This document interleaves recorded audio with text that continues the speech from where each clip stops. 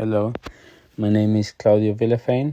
I am 33 years old and I am from Córdoba, Argentina, now based in London.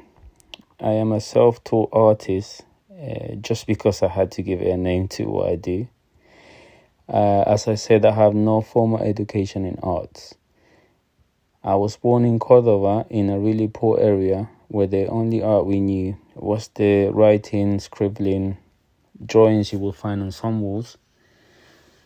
Growing up, I always had this urge to create, and I would sometimes express it in drawing, making wood toys, and sometimes small sculptures in carved wood. My stepfather is a carpenter, and he would always bring me pieces of wood for me to make something out of it. I also always dreamed of being part of the local carnival, but we didn't have enough money to buy costumes or even make them. They were colorful, bright, shiny, with mirrors and stones sewed to it. In carnival time, they will go past in front of my house and sometimes even stop right in front of it to dance and battle with the other tribes from the other boroughs. So a group of friends and myself would prepare our own costumes with a cardboard, sticking to it pieces of broken mirror and stones or anything colourful or shiny we could find around us. Obviously with a homemade paste with flour and water. Today I come to understand that those were part of my first encounters with this wonder called art.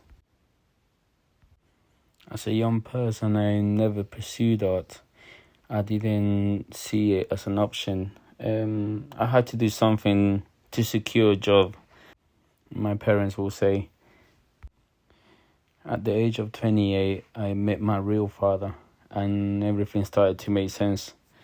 My father and his whole family were artists, writers, sculptors, painters. And then I understood where this urge to create came from. So that's when this journey started for me. Since then, I have not stopped painting or drawing. Like I said before, I am not ashamed to say that I am fairly new to the art world. And big influences to me have been Picasso's late work, Henri Matisse, William de Kooning, Jaja Kusama, Basquiat. I think mainly because the use of bold colors in some. As I'm colorblind, and you will also see that reflected in my work. So I'm always looking for these bright colors and bold lines and this contrast between objects. Right now, my main focus is on getting my work out there, basically. As up to last year, I thought myself to be in preparation mode. Now I feel that I'm ready and I have something to share with the world. I have had a couple of exhibitions in London. One is going on right now, and I'm preparing a big project for this summer. I am not able to tell you or give you much information about it, but you will, if you follow me, you will know what I'm talking about. My biggest challenge as an artist so far, I would say, is putting myself and my work out there for people to see. I believe myself to be an introvert, and that has been a huge challenge I had to overcome. Just to show myself and be open with my work. So the first exhibition, the first show, I was in a coffee shop here in London, and that's the first time I exhibited or I showed anyone my work, basically.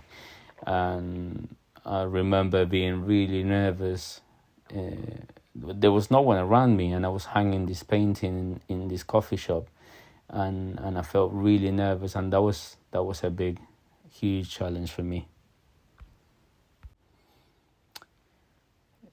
I don't think there's much advice I could give to my younger self. Not because I don't need it or I didn't need it. And trust me when I tell you I made a lot of mistakes. But because that journey brought me to where I am today, and today I couldn't be happier. I have tried many mediums and techniques, from acrylic to oil paint, enamels, house paint, wood nails, screws, concrete, sewing, textiles, anything I could think of or I could find around me. I would try to do something with it. These past few years, since I started creating again, it's been one thing after the other.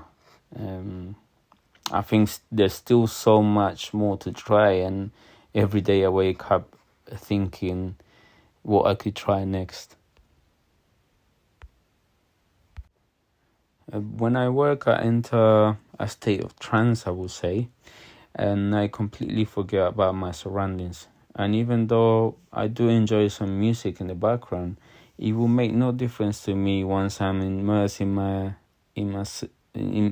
myself into the work. If I do have music, or someone is banging on the wall, or someone is shouting, and once I'm in that state of mind, nothing can take me out of the painting. I cannot judge the reaction of the viewer as a good one or a bad one.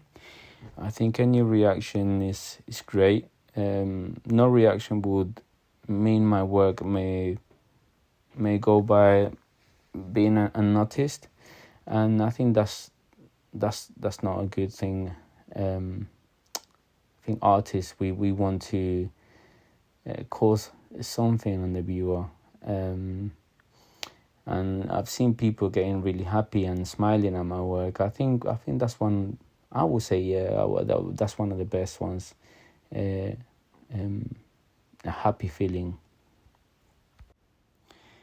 I will hope people find some joy in my work, or that they might find something that they need in it at that moment of time. It is true, I use a lot of color, but not always tell a happy story. I do leave pieces of myself in my work, and the best thing it could happen is that the viewer picks up on it and makes them part of the moment, and maybe of themselves, even if it's just for a split second or a few seconds. Well, thank you very much. I really enjoyed this, and I hope I answered all your questions, and that my answers were up to standard. Thank you very much.